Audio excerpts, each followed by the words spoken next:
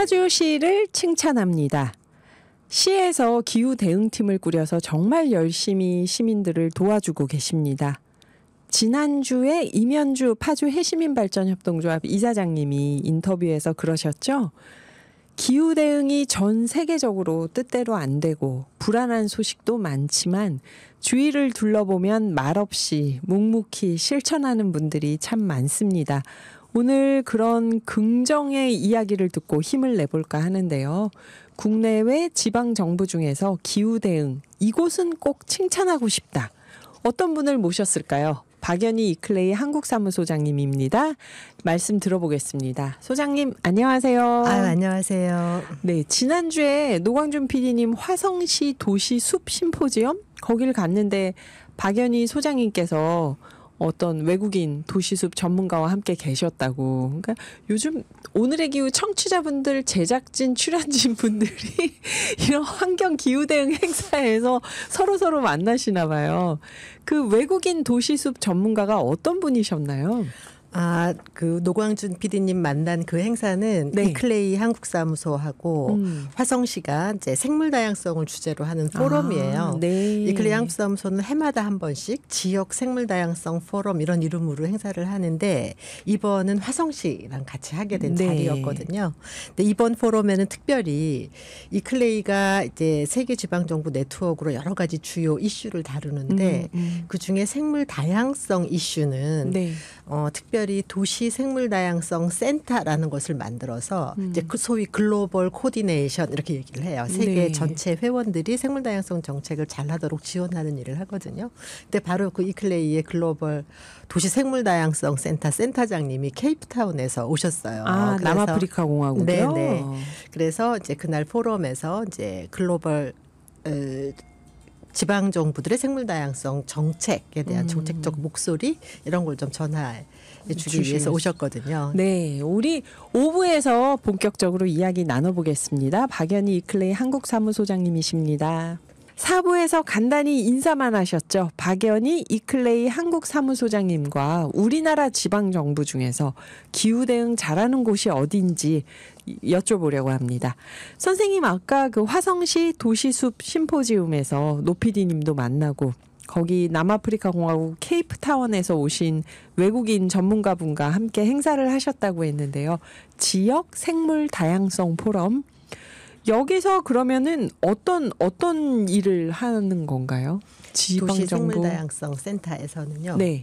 도시 생물 다양성 센터에서는 지방 정부들이 생물 다양성 정책, 그다음에 생태계 서비스를 높이는 정책을 잘 하도록 하는 정책 툴 이런 걸 개발해서 이제 활용할 수 있도록 하고 그다음에 지자체들이 서로 교류하면서 지역에서의 생물 다양성 정책을 좀 더 잘할 수 있도록 지원하는 일이 첫 번째고요. 네. 두 번째는 생물 다양성은 생물 다양성 협약이라고 하는 국제적인 약속이 있잖아요. 네, 네. 이제 이 국제 정책이 이행되는 과정에 지방 정부의 목소리를 좀 반영하고 또 지역에서 생물 다양성 정책을 우선적으로 잘할 수 있도록 정책 환경을 만들어가는 그런 정책 활동도 주도하는 역할을 주로 하고 있습니다. 네, 시민들이 숲이 있는 곳을 좋아해서 요즘은 숲세권이라는 말도 있는데 이런 지역 생물 다양성 포럼에서 하는 도시숲 심포지움, 이 정말 지방정부에서 큰 도움이 되는 정책 제안들이 있었기를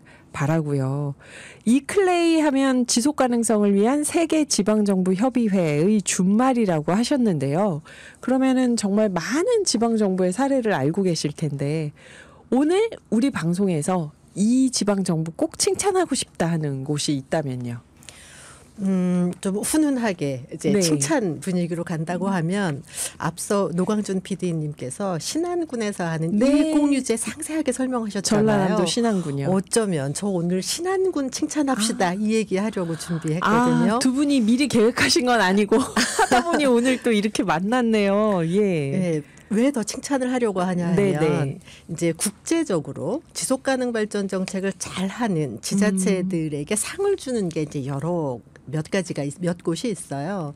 근데 최근에 신안군이 네. 이제 줄여서는 리브컴 어워드 이런 이름을 가진 상이 있거든요. 리브컴 어워드요. 이건 뭐냐 하면 살기 좋은 도시를 잘 살기 좋은 지역을 잘 만들어가는 지방 정부에게 주는 상이에요. 네. 그 시상에서 벌써 2주도 안 됐어요. 거기에서 네. 리브컴 어워드에서 금상을 탄 도시가 바로 신안군이에요. 네. 근데 그 신안군이 그런 상을 탔는데 거기에 이제 몇 가지 한 6가지 정도의 분야의 정책을 잘 함으로써 지속 가능한 도시를 만들어야 된다. 이제 이런 취지를 갖고 있는데 네. 그 중에서도 가장 빛났던 부분이 바로 재생에너지를 확대하는 것 그리고 재생에너지를 확대하는 과정 중에 이익공유제를 통해서 시민들에게 그 혜택이 가도록 하는 네, 것. 네. 이 부분이 좀 대단히 주요했죠. 네.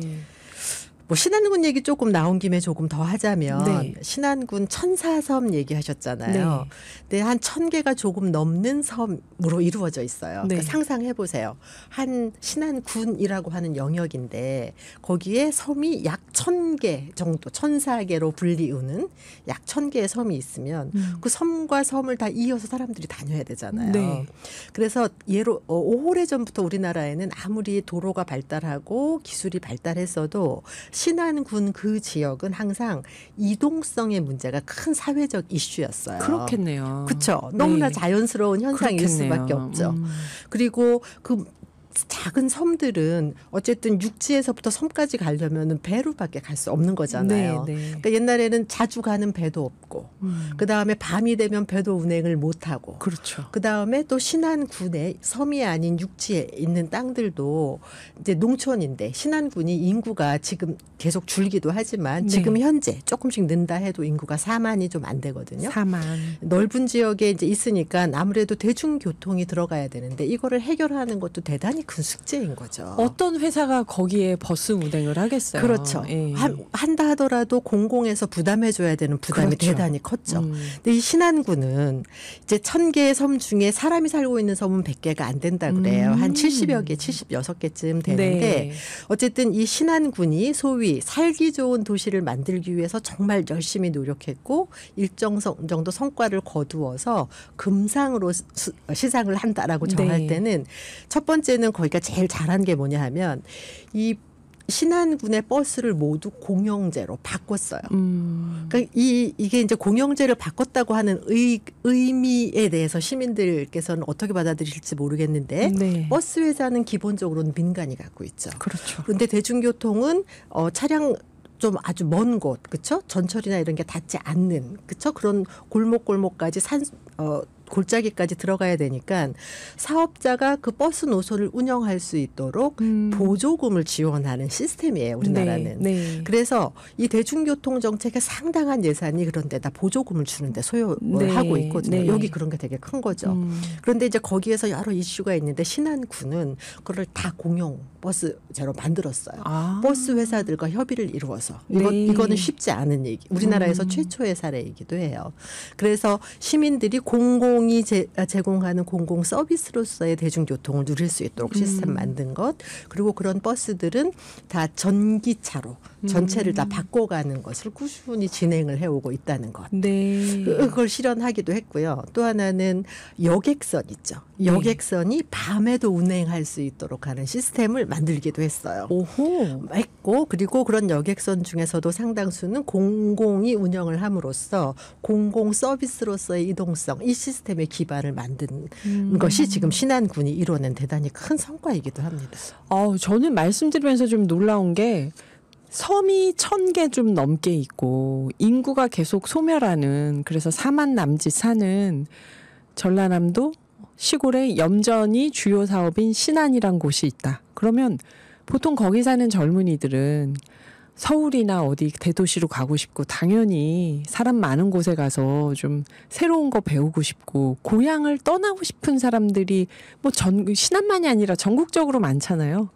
신안에는 도대체 어떤 분들이 남아서 이런 정책을 성공시켰을까 이게 되게 좀 감동적이거든요. 언제 한번 신안 군수님을 좀 모셔서 그런 얘기를 좀 들으셔도 좋을 것 같아요. 그러고 싶네요. 진짜 대단하네요. 또 하나는 또 네. 놀라운 거는 신안군이 사실 1004개는 아니거든요. 네. 근데 섬이 1000개가 좀 넘으니까 신안군에서는 네. 현재 군수님이 그거를 천사섬이라고 브랜딩을 한 거예요. 아하. 천사의 네. 이미지 있잖아요. 네, 네. 이렇게 해서 천사섬 신안군 이렇게 하기도 했고 또 하나는 거기 보라섬 이런 거 들어보셨어요? 보라섬이요. 소위 이제 컬러풀 마케팅 이렇게 얘기를 해요.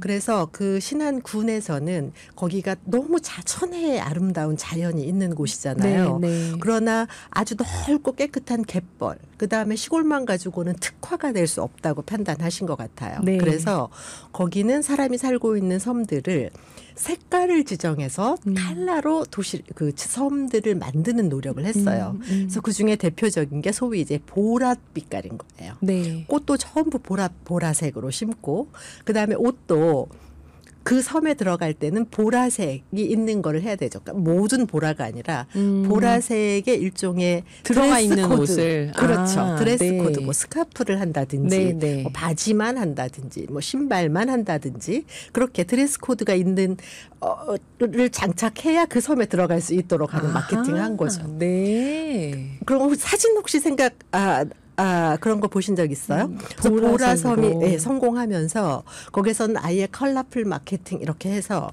섬의 지붕을 단일하게 통일하면서 지역의 경관을 개선하는 정책을 하기도 했어요. 네. 이를테면 빨간색, 노란색. 거기는 빨간 섬, 레드섬. 그렇죠. 네. 노란 곳, 파란 곳, 보라 이렇게 네 가지 컬러를 유형화해서 지붕을 그렇게 단일한 색상으로 하도록 하고 예쁜 꽃을 좀 심고 그 색상의 그렇죠. 꽃을 맞게. 심고 그런 마케팅을 한 거죠. 그러니까 아름다운 자연을 보면서도 깨끗한 경관인데 굉장히 특징적인 경관으로 관광 마케팅을 하는 거죠. 기본적으로. 야, 이 참 대단한데요. 기획이 참 그러네요. 예. 그리고 또 섬마다 뭘 했냐 하면은 그 한 섬마다 특징적인 정원을 만드는 걸 같이 한 거죠. 보라섬에는 보라색 정원, 화단을 네. 조금 더 대규모로 거기에. 그래서 자연을 즐기지만 특징적인 자연을 느끼도록 하는 것.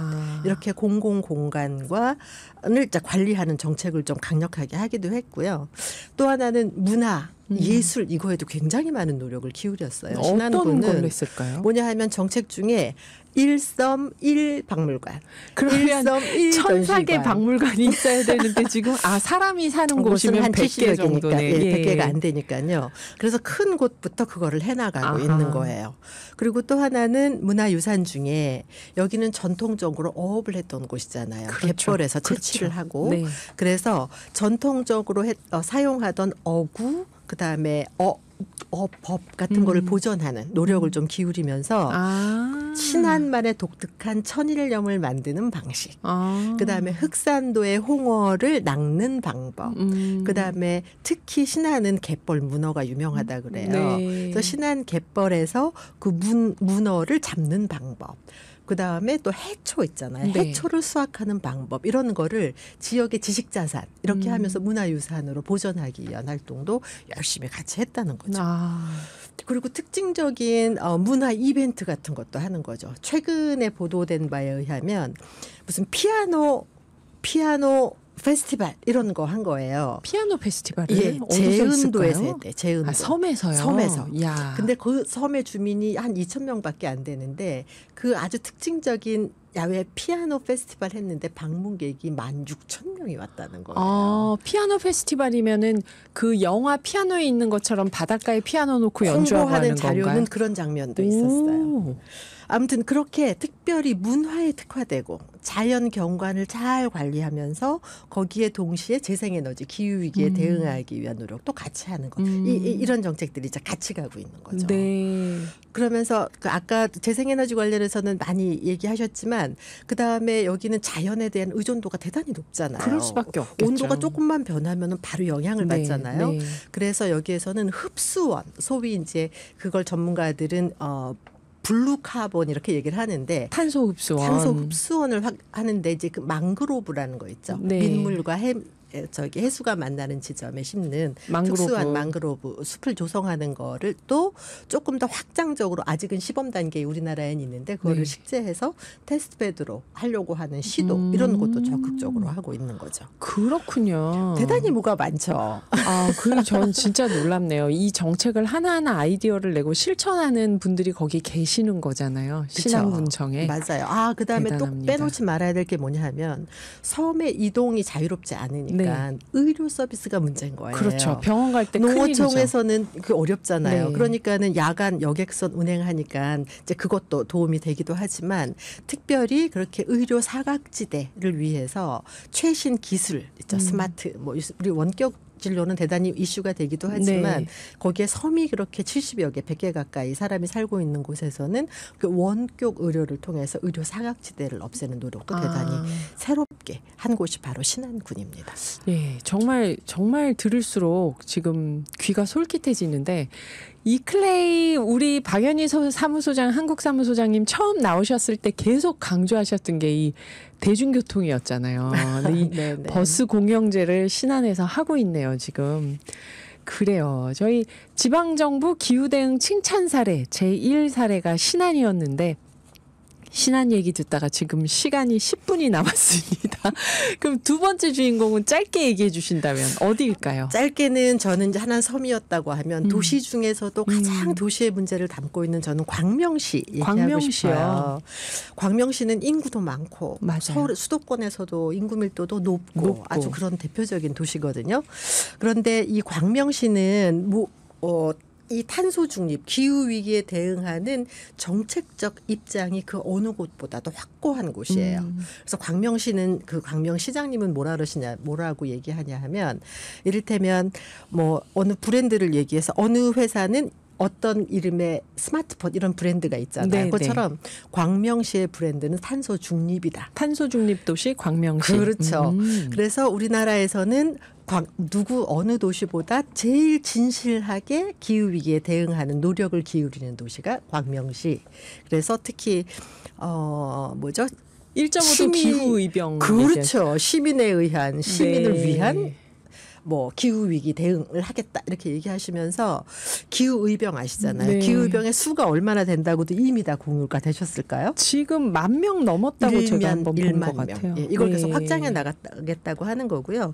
그러면서 동시에 뭐가 중요하냐면 여기서는 재생에너지 확산을 위해서 노력하는데 시민들이 참여하는 조합을 만드는 활동을 지원을 하기는 해요. 그런데 이 민간에 물어보면은 솔라 판넬을 설치할 공간이 부족하다 이런 네, 얘기를 많이 부지가 하거든요. 없다. 부지가 없다. 그런데 여기에서는 그거를 부지를 탐색하고 그거를 협의하고 하는 노력을 대단히 적극적으로 해서 시에서요. 그래서 광명시 안에서도 50곳의 사이트를 리스트업을 해놓고 오. 그걸 하기 위한 노력을 기울이고 있다는 거예요. 그러면서 아무튼 그런 브랜드를 탄소 중립으로 하겠다는 의지, 그 어렵다고 하는 조합을 계속 지원하려는 노력, 그다음에 개수가 많지 않아도 공공의 보육시설 이런 데는 에너지 효율을 높이기 위한 사업을 꾸준히 진행하는 일, 또 시민들이 살고 있는 주택의 에너지 효율을 높이도록 지원하는 네. 일을 하는 거를 대단히 진실하게 꾸준하게 해오고 있는 곳이다 이렇게 말씀드릴 수가 있습니다. 네, 광명시 기후의병 이건 좀 유명하죠. 근데 태양광 부지도 벌써 쉬운 곳을 다 부지로 리스트업을 탐색해서 해놓고 이제 대기 실현하기 중이네요 위한, 지금. 네, 준비를 하고 있다 이렇게 얘기가 하고 있습니다. 그래요. 그래서 우리가 신안하고 광명 이야기를 들어봤는데요. 지금 아제르바이잔에서 COP29 UN29 UN 기후변화 당사국 총회 열리고 있는데요. 29 뭐라고 하든 이 총회에서 지방 정부들이 따로 모인다고요. 늘 말씀드린 것처럼 국가의 트랙이 있는 것처럼 국제 정책에서도 지방 정부의 트랙이 있어요. 네, 그래서 이제 이클레이하고 올해는 유엔 해비타트가 공동으로 지방 정부 파빌리온을 만들어서 2주 동안 똑같이 이제 이걸 운영을 하고 있습니다. 네. 그래서 지금 일주일 지났고 이번 주가 이제 마지막이거든요. 계속 지방 정부의 목소리를 좀 내기 위한 노력을 기울이고 있습니다. 네. 그 끝으로 지방자치단체장들이 이제 임기 말로 향하고 있습니다. 내년이면. 그래서 지방선거하기 1년 전부터는 이제 새로운 행정은 잘 하기가 부담스럽다 이런 얘기도 있는데 오늘의 기후를 통해서 자치단체장분들께 하고 싶은 말씀이 있으시다면요. 민선 이 기수를 정리하면서는 저는 기후 위기에 대응하기 위해서 얼마나 노력을 했나, 얼마나 진정성 있게 노력을 했는가를 꼭 좀 점검하면 좋겠고, 시민들은 기후 위기가 너무나 일상의 모든 면에 맞닿아 있어요. 네, 네. 그래서 다음 선거에서는 틀림없이 우리 사회의 가장 중요한 과제 그리고 숙제인 기후 위기를 이해하고 있고 그것을 극복하기 위해서 진정성 있게 노력하는 리더를 선택할 거다라고 하는 메시지를 저의 소리가 아니라 사회적으로 그런 목소리가 커가고 있다는 것을 조금 좀 가깝게 들어주시고, 그리고 마무리하는 과정 중에도 또 다른 준비를 하고 있다고 하면 우리 사회가 당면한 큰 숙제인 기후위기에 대응하는 일, 그리고 사회적인 격차를 좀 줄여가는 일, 이 두 가지와 관련해서는 분명한 정책적 입장을 좀 정리하려고 하는 노력, 그거를 개선하기 위한 구체적인 대안을 갖고 다음 선거를 좀 준비하시면 좋겠다, 이런 말씀 드리고 싶습니다. 네, 재선을 원한다면 박연희 이클레이 한국사무소장님의 조언이었습니다. 청취자분들께 하고 싶은 말씀이 있으시다면요. 저는 우리가 어쨌든 정치적 리더를 선택하잖아요. 무엇을 기준으로 우리는 우리 시대의 정치적 리더를 선택할 것인가. 거기에 두 키워드는 기후위기 그리고 이 사회적 격차를 풀어가는 일. 이 두 가지의 관점으로 우리가 선택할 수 있는 리더들을 좀 새롭게 보고 잘 선택하자. 이런 얘기하고 싶습니다. 기후위기, 사회적 격차 해소 두 가지 열쇠말로 선택을 해보자 하고 조언해 주셨는데요. 아유, 오늘 얘기 너무 재밌었습니다. 이런 곳들이 있구나 하고 좀 희망을 갖게 되고, 지금까지 박연희 이클레이 한국사무소장님이셨습니다. 선생님 감사합니다. 감사합니다.